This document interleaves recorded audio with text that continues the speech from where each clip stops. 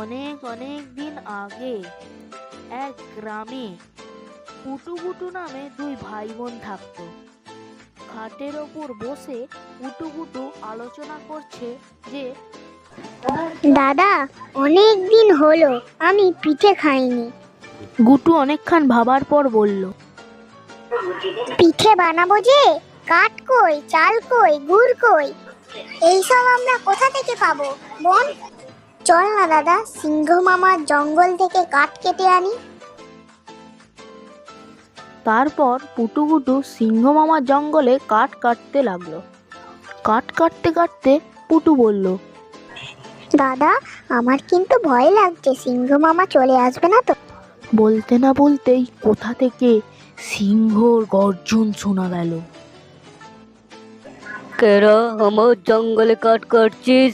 দাদা, আমার খুব ভয় লাগছে, আমি লুকিয়ে পড়ছি। তারপর সিংহটি গুটুর সামনে এসে বলল, এই কে রে আমার জঙ্গলে কাঠ কাটছিস? আমি গুটু, কাঠ কি হবে? পিঠে করবো। আমাকে দিবি? কিন্তু চাল কই, গুড় কই?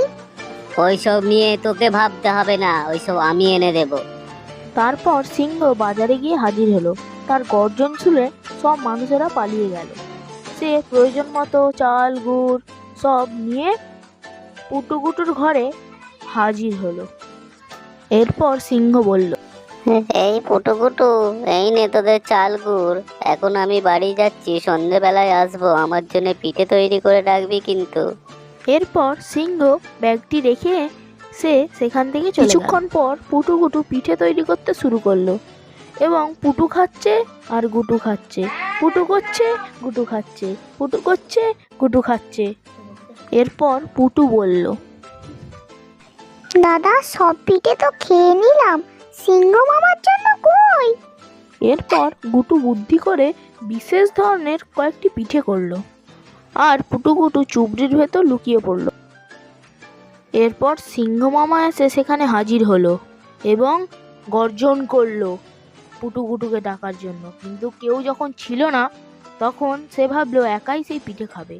সে পিঠে খেতে শুরু করলো, পিঠে খাচ্ছে। খাওয়ার পর সে নিজের দাঁত দেখিয়ে বলল, এটা তো কাঁকড়ের পিঠে আর একটা গোবরের পিঠে আর কি সব বাজে পিঠে বানিয়েছে। কোথায় গেলিস রা পুটুকুটু? তোদের কাজ খাবো আমি। পুটুকুটুকে তো দেখতে পাচ্ছি না, এই চালের ঝুড়িটাকে নিয়ে আমি পালিয়ে যাই এখান থেকে।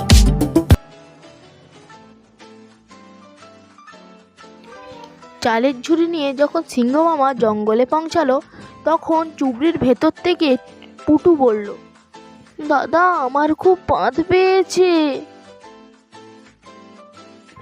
এরপর গুটু বলল, আস্তে পাঁদ।